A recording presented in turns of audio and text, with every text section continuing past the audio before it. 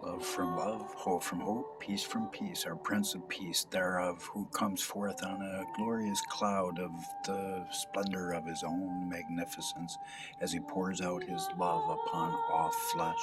For he says to all people, he says, I love you. And he says, the kingdom age covenant has been given now. He says, I forgive your iniquity and I shall remember it no more. And because Satan can never be the accuser of the brethren again, he's been fired. And Daniel 12 time, Michael has stood up and hogtied that guy, and the war in heaven is over. The first are last, the last are first. That was one of the last things that people expected in biblical prophecy, but it was one of the first because that is the way it is in heaven. Same thing as Revelation 10:7. The mystery of God is over, people, because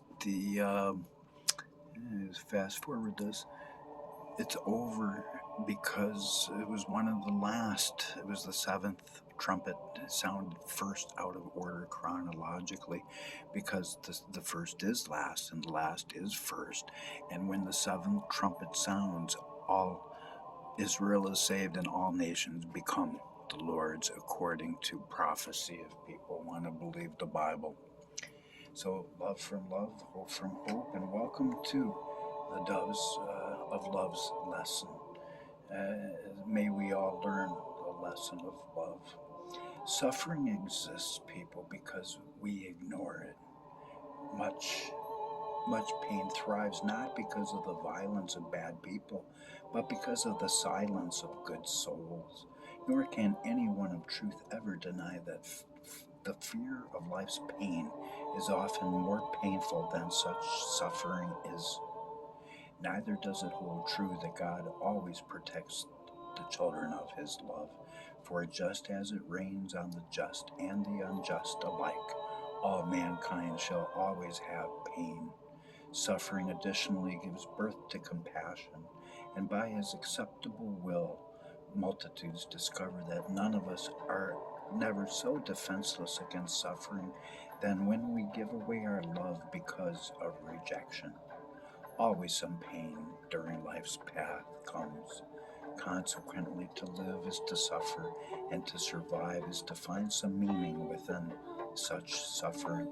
For the enlightened, though, they worry not about causing their own suffering.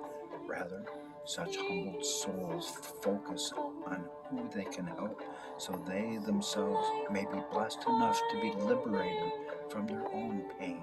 For it's only by helping to ease suffering in others that our very own pains seem magically to disappear. But it's most difficult to let go of pain, because the fear of suffering in of its own self causes multitudes to prefer their suffering just because it's comfortable to them. And that's what they know. And many souls have become so used to such they just ignore it. Moreover, suffering is a sign that the sufferer might have knowingly or unknowingly given up on our eternal love, who loves to bring forth healing. And he arises and shines as the rising sun of love with healing in his wings to destroy the gross darkness. For this was a kingdom age prophecy of Habakkuk 2, the vision coming forth from one who is the latter-day Daniel of Daniel 12:13, who arises to embrace my destiny as the last Elijah. And that's the end of that story.